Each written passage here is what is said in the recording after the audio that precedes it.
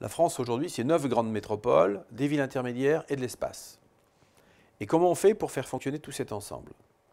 Donc moi, je suis de ceux qui pensent qu'il faut à la fois permettre d'évoluer vers un système qui corresponde à l'organisation territoriale voulue. Je pense par exemple, lorsqu'on est dans des métropoles importantes, qu'il faut trouver la dimension de gestion de la métropole. Lorsqu'on est en milieu rural comme chez nous, la question qui se pose, c'est de savoir, faut-il maintenir la commune ou pas? Ma réponse est sans ambiguïté, oui. Et moi je crois que la réponse à la décentralisation demain, c'est quoi? C'est d'abord une intercommunalité bien organisée à l'échelle d'un territoire pertinent, avec des communes qui seront l'expression de cette intercommunalité. C'est-à-dire que le maire demain, pour moi, il est à la fois maire dans sa commune, mais surtout le représentant de l'intercommunalité dans sa commune.